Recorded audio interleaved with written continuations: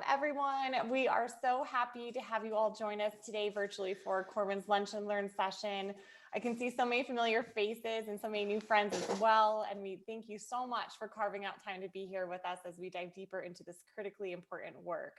We recognize and honor how busy all of your schedules are, so we really appreciate your time here with us today. For those who I have not yet met, my name is Kelly Valentine Schultz. I'm the Senior Professional Learning Advisor for the Midwest, helping schools and districts on their equity journeys, and so excited to be here with you today. I'm also joined by my wonderful colleagues, Dr. Sonja Hollins-Alexander and Benjie Howard. And before we dive into our session, we just have a few Zoom keeping reminders, so we can talk through those a bit here.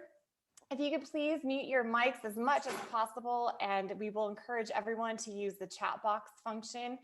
So please share your thoughts and feedback, questions. We'll be keeping a really good eye on that chat box. And then we also have a couple of fun prizes at the end of our Lunch and Learn session today. And also the session is being recorded, so you will have access to the full recording and the slides following the presentation. And you should have received a little recording notification as you signed on. So now it is my pleasure to virtually introduce to you our facilitators, my dear friends and colleagues for today's session, Dr. Hollins-Alexander and Benjie Howard. Dr. Hollins-Alexander is the Director of Professional Learning for Corwin with over 25 years experience in the field of education, and with 18 of those serving in leadership. Sonja's energy and commitment to this work is nothing short of contagious, and she is so deeply committed to the design and implementation of professional learning services that positively impact student teaching and learning. Benjie Howard is our managing consultant for Corwin and co-founder of the Youth Equity Stewardship work. And it's an arts-based intergenerational program focused on growing youth voice and participation in equity initiatives throughout schools. With over 18 plus years in experiential education, Benjie brings such a wealth of depth of knowledge and experience to this critically important work. So thank you so much, Dr. Hollins-Alexander and Benjie, for being here with us today. And without further ado, I'd love to pass over the Zoom mic to you. Thank you, Sounds Kelly. like a plan. Thank you, Kelly. And you're not lying either, Kelly. You got your background, but you really are in Colorado.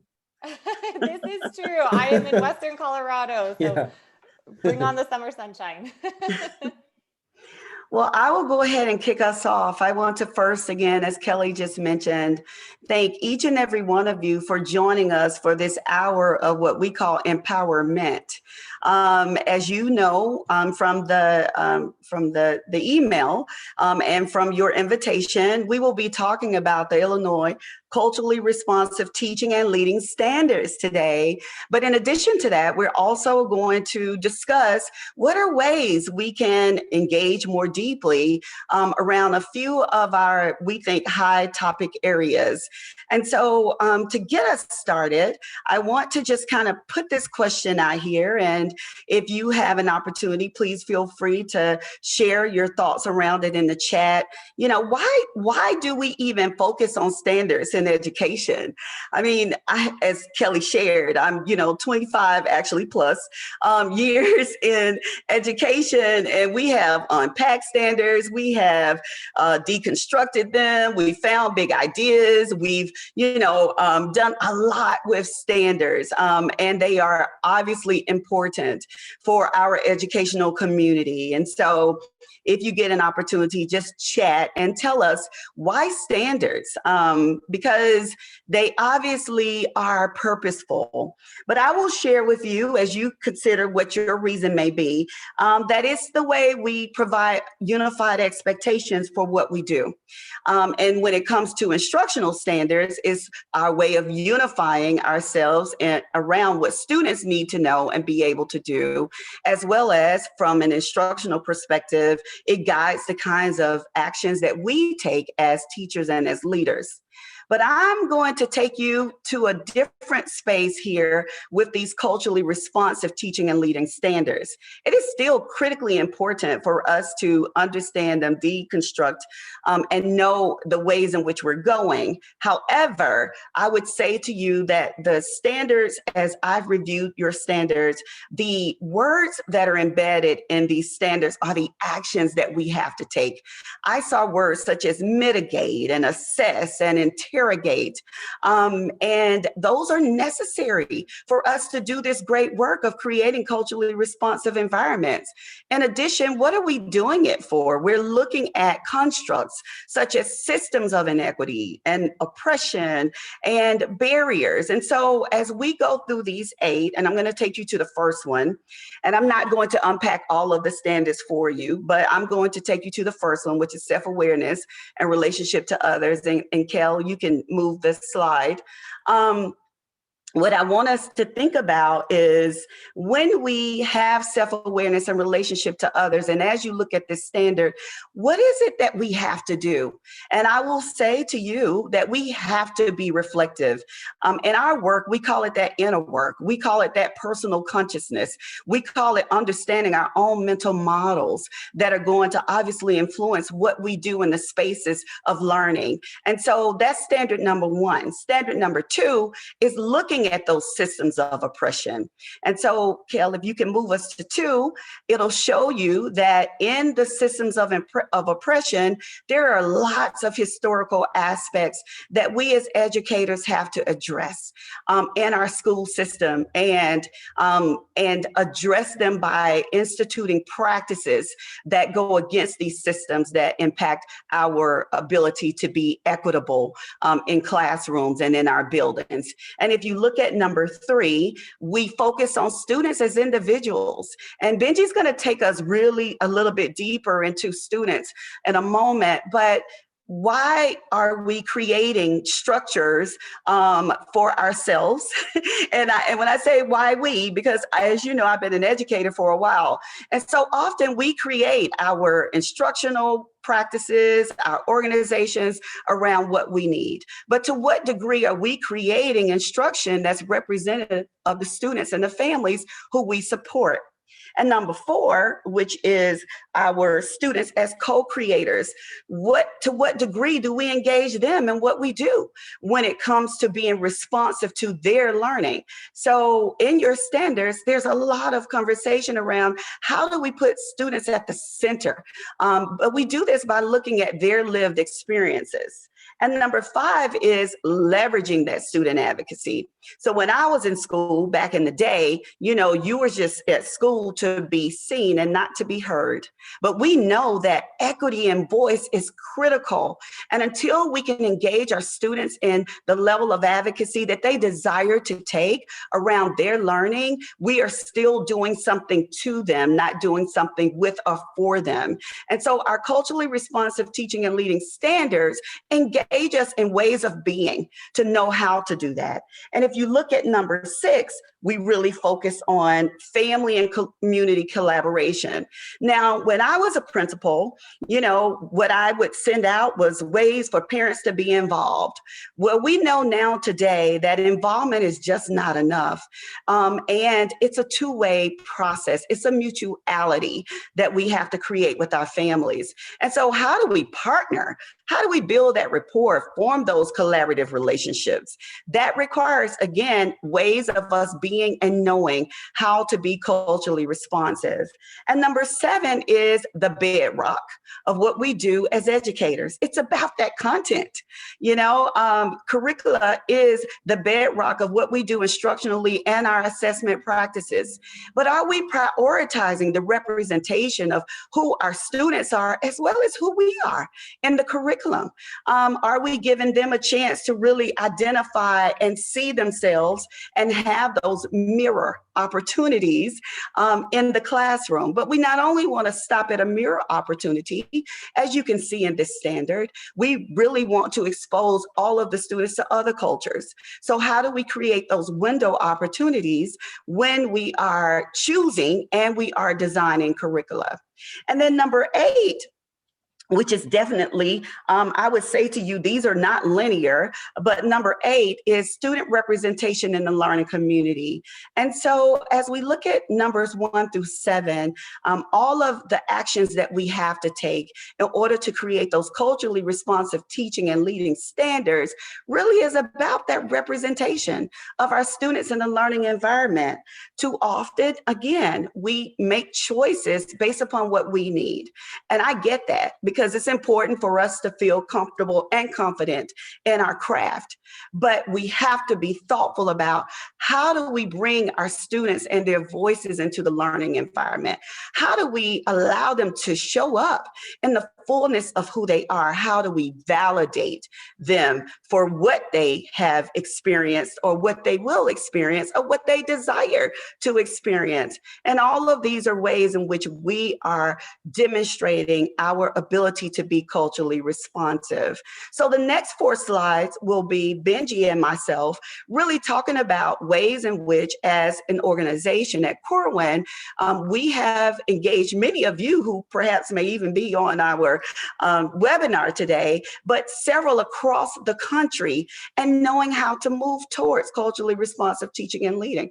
I want to say to you that in order to move towards culturally responsive teaching and leading, we have to have cultural humility. And what is cultural humility? It's the ability and the willingness to learn more about, others, as well as we desire to learn about ourselves. And so this work requires that. And we've been fortunate enough to be in spaces as facilitators out in the field and working with amazing partners such as each of you to have some ideas around how do you address these standards? How do you dig in just a little bit deeper so that you can meet the outcomes that you have identified for your school, for your district, for your state, and for your community? So Benj, help us to understand a little bit about what is one of those steps that we have to take in order to do this work when it comes to relational trust and building that community. Thank you, Dr. Hollins-Alexander. And it's nice to be with you here today from 2 sides of the country. We're like a sandwich, Illinois in the middle, and then you're out there in the east, and I'm on the west coast. And I just, this piece around, and Kelly, we can go to the next slide. The idea of establishing tone and trust to lay a foundation to grow culturally responsive practice or culturally relevant practice has always been critical and important. I feel like it's more so now because of the— Kelly, go back one more slide. Go back 1 slide. One more. There we go. Yeah. All righty. Well, I was just saying that it's always been critical and important. It's more so now because of it. I think the amplified political nature of the way that this work rolls out in a school district. Culturally responsive practice is now the new boogeyman phrase, which we have to unpack. And so, that's one dynamic and one rationale for the importance of tone and trust building. But the other one is that there's a history of diversity learning, culture responsive practice learning, equity learning that can be somewhat confrontational. And so the idea here, I think, is really to how are we creating an invitational approach to these conversations? In our work, in the deep equity work and the youth equity stewardship work, tone and trust is phase 1. And I think phase is actually misleading because it connotates this idea that you build a foundation of tone and trust and then you can get to work. But actually, tone and trust is something that has to be maintained over time, consistent in our language. How are we opening up every year, making sure that equity and culture responsive practice is at the center of everything we do? How are you maintaining that foundation is a critical piece. And the other side of right now is that this becomes even more important because of coming back to in-person learning this year. So, it's that critical piece. It's not just something you do and then move on. It's something that you have to maintain and nurture. And I think the connection here to the next piece is that from a leadership angle, it's about what you said, Son. It's listening, it's humility, it's empathy, it's invitation as opposed to confrontation around these conversations. And so, it really connects to that. It's a mindset, especially for school leaders. Yeah. And Benjie, back to the trust, as you know, we are focused on collecting feedback when we have engagements with our partners out in the field. And consistently, one of the things that I have seen in the feedback that we've received is that we don't always create those spaces for building that trust and the tone and creating the relational trust. And so what I love about this work is when we engage with our partners, being intentional about creating spaces to build that tone and trust. I think we make an assumption, because we're all professionals, that we are just going to come into this space of equity, feeling trust with each other. But as we all know, talking about equity can be a sensitive subject, particularly if we do the inner work and we reflect upon what our own mental models are. And we all have them, or some call them biases, but we have them. And so creating tone and relational trust is important. And so to take you to leadership capacity, my question again is, what does it mean to lead for equity? You've seen in all the 8 standards that there's no one leader for this work. There must be a collective commitment to the investment and the value that we have for each other, because this is heart work, and that's HEART. And one of my, greatest authors is Lotus Howard, and she talks about the head, the hand, and the heart. This work is different than what we would identify as technical work, where we're learning, how to teach reading. This work requires us to lead and consider what it means to be equitable with the heart. So it's essential that we know that building leadership capacity really is, the first step is knowing our standards and addressing them in the work that we do, but it's also creating that vision and the environment to get the work done for us to come together. How do we lead for transformation?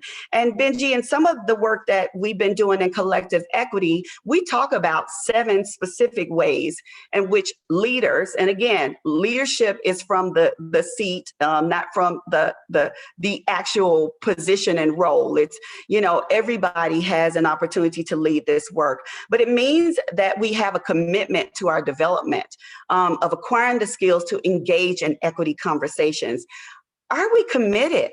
When you look at these standards and you go back next year, or even as you end this year, are you committed? It also means that we have to identify inequities and gaps in our educational practices, from the office to the classroom. What is missing?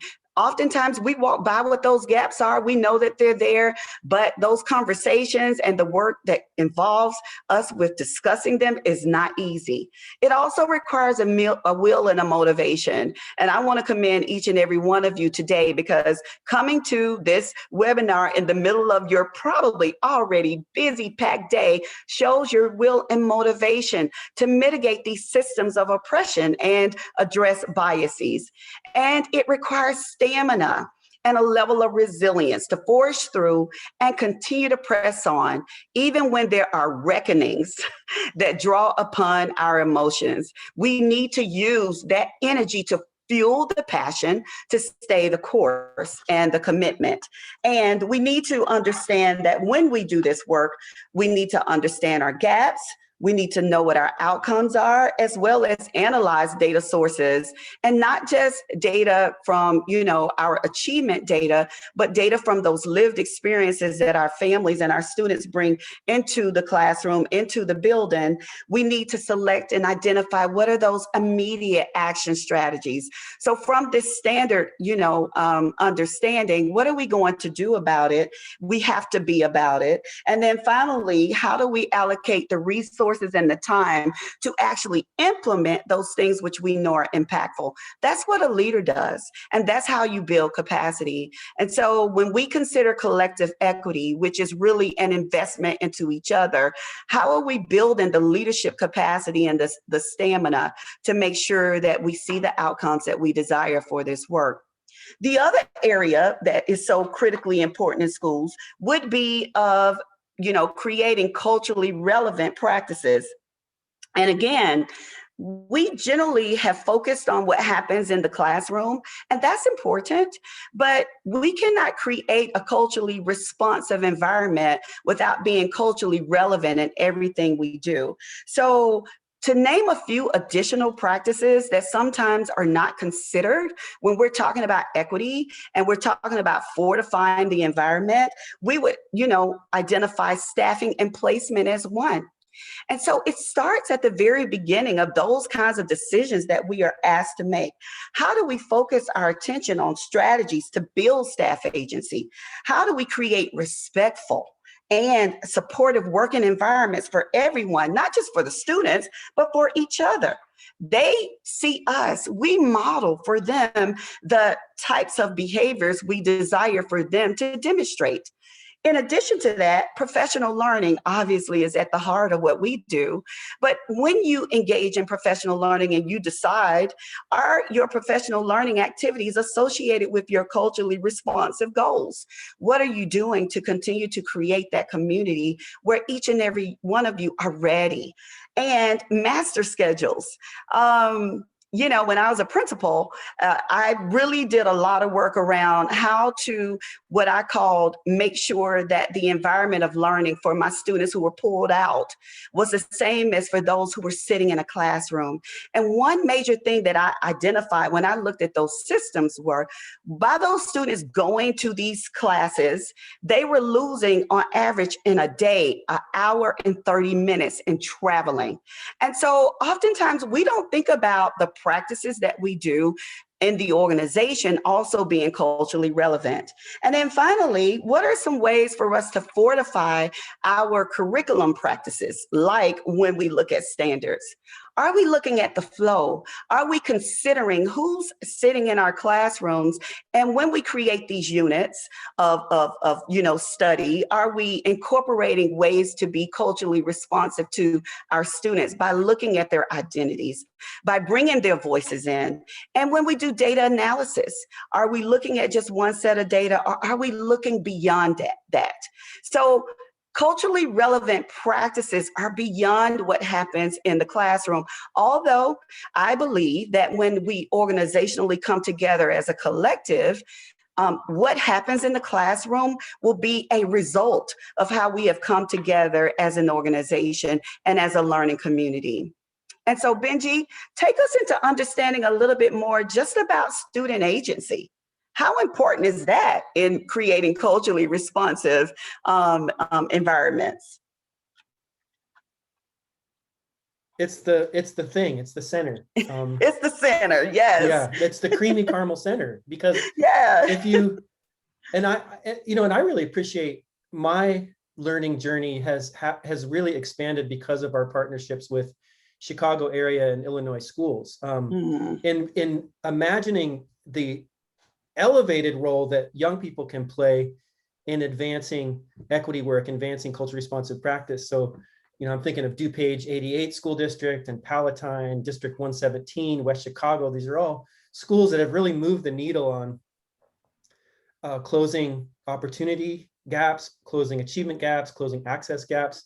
And students have been really engaged in those conversations. So there's some best practices that we've really kind of learned in partnership with Illinois school districts. Like, it's really important to make sure that the language is lined up. So if you have professional learning on this side and you have student learning on this side, it's critical that the language and the conceptual frames are lined up so that we're having the same conversation. The way we do it is to kind of do those in two different tracks and then merge after a certain amount of time, where you begin to have intergenerational conversations. And some of the key things that we've seen have a huge impact are like equity informed youth advisories, sitting down with adults and talking about discipline practices, and you have students informing adults on adult practice.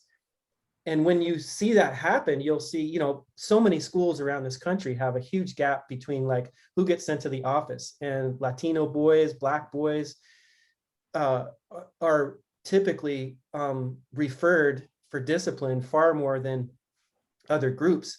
But when you get kids involved in that conversation, that dynamic shifts drastically. And when you look at the data around that, it's always also associated with a lowering of discipline referrals for all students.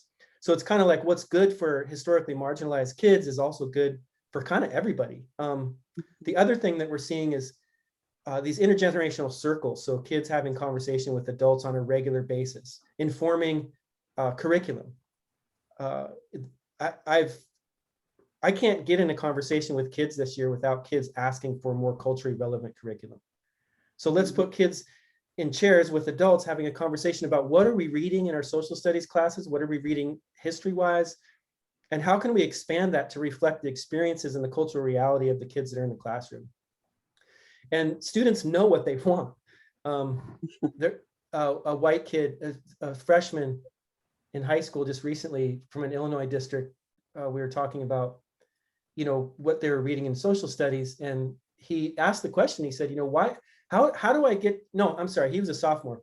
How do I get to be a sophomore in high school and I've never learned about the construction of whiteness, how whiteness was created? That's a critical question for a kid to ask in a school environment. So having these advisories around curriculum, policy, discipline, but also just students leading conversations with other students is another thing that we've seen in really beautiful ways in the Illinois area. Kids taking leadership and taking a stewardship role, not only for their own achievement and their own advancement and their own manifestation of their own dreams, but taking responsibility, being a steward for other people's success. And that also, when you create those kinds of conversations, you see students actually taking the lead and really shifting school culture. That's awesome. That's awesome. And as we consider again the 8 standards, at which you all are just really, I really am excited, as y'all probably know, not all states have that level of guidance around what are the ways in which we can be in order to create these culturally responsive spaces for learning. But with those 8 standards, there's so much embedded in those action opportunities to really bring in those student voices and incorporate them as being a part of that conversation and a part of the outcomes. But we know, and Benj and I have been talking for a moment, that a lot of what we are discussing are things that you all are aware of, and that there are good practices, perhaps even best practices, for us to create those culturally responsive environments. But what we want to talk about next is, but with that collective wisdom that actually resides in your school, how do you build that knowledge?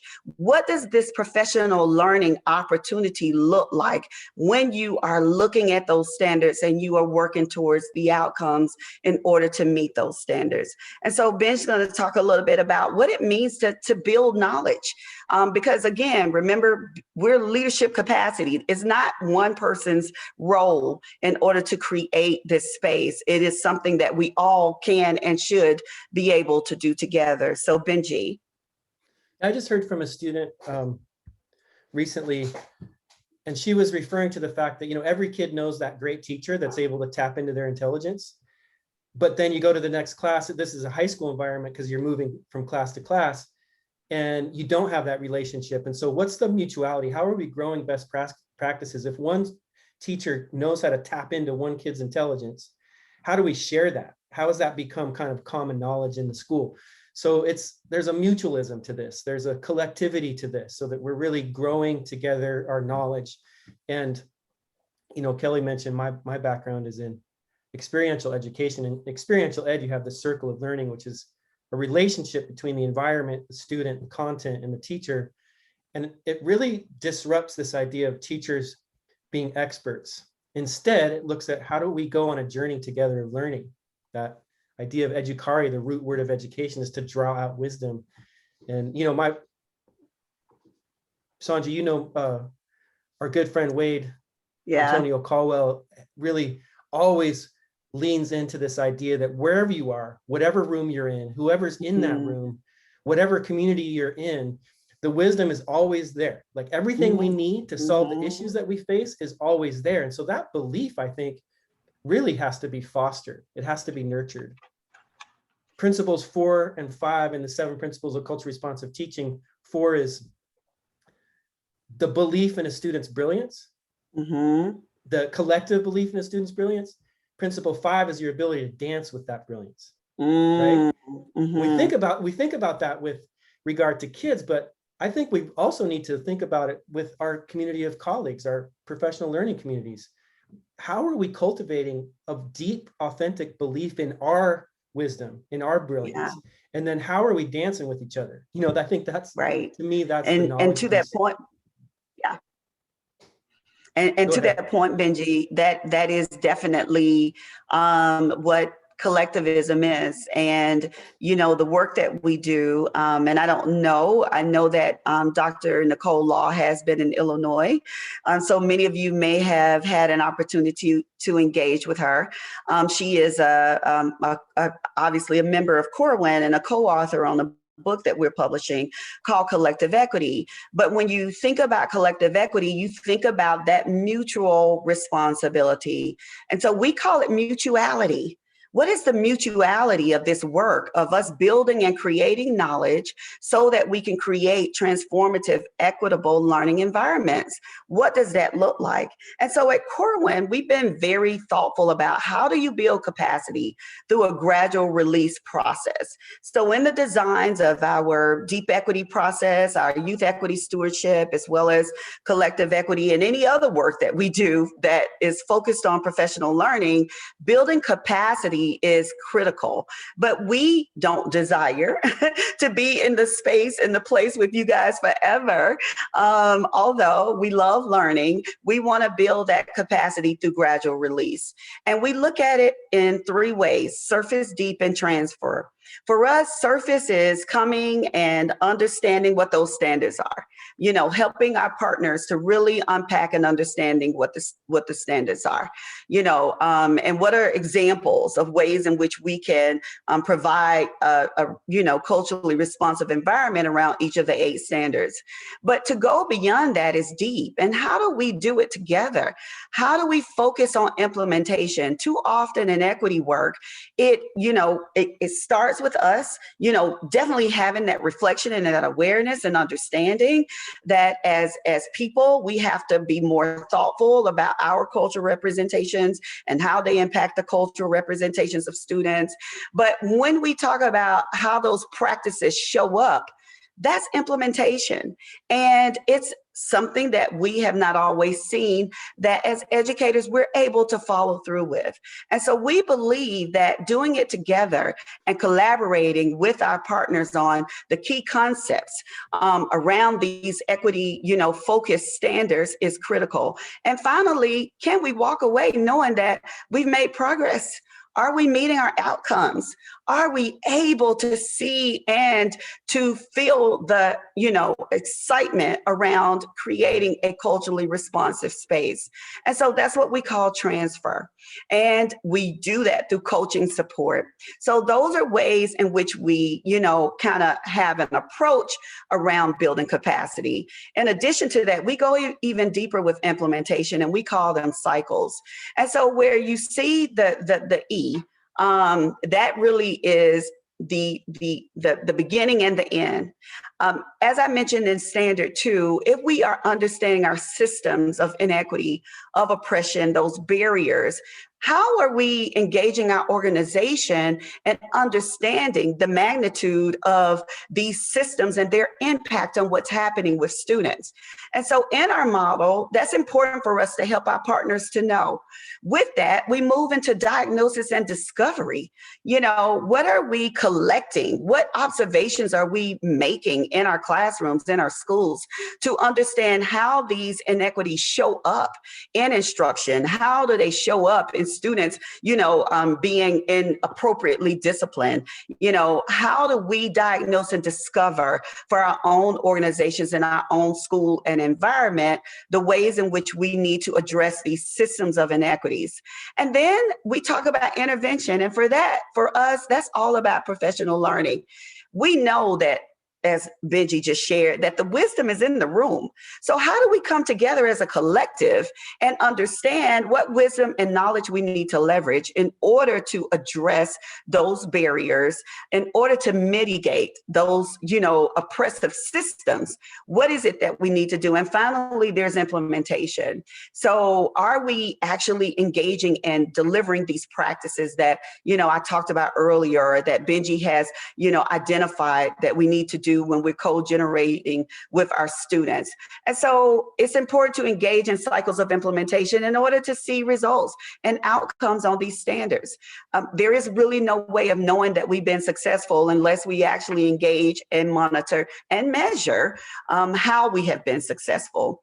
And so there are different models that we use in order to engage with our partners. And so those models involve looking at training leaders, looking at a team and structure like a PLC. And Kelly, you can move to the next slide, looking at coaching and looking at student-led ways.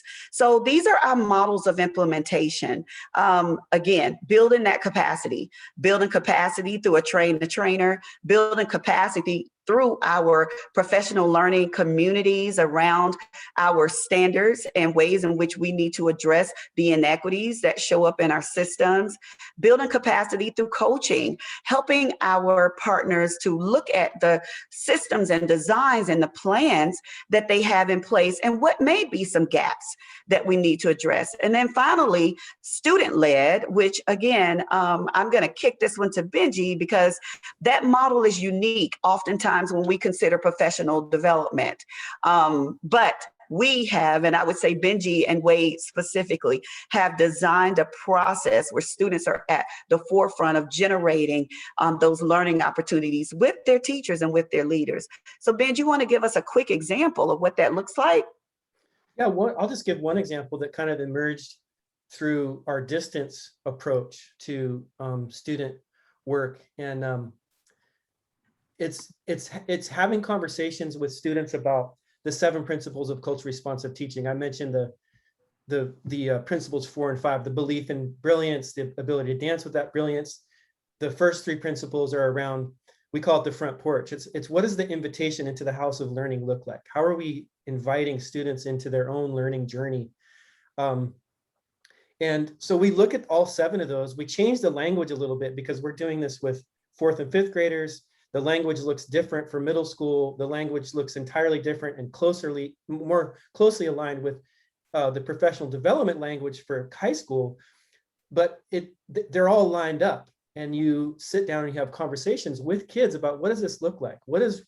We call it grow and glow. What does good culture responsive practice look like when you're experiencing it with your teacher? And the stuff we hear from kids is brilliant. Mm-hmm. And one of the things that I think has been an eye-opener for us is that some teachers get nervous when you talk about that. Mm-hmm. Oh, kids are gonna give me a grade? Like, wait, we're really flipping the script here.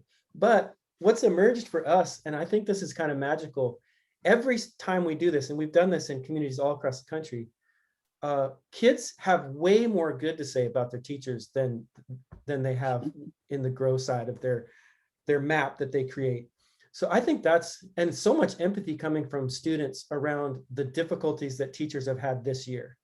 So there's this mutuality, this kind of co-learning journey that emerges when you have students reflecting on culture responsive practice. So that's another one of those mechanisms to get kids engaged in our professional learning journey. Awesome.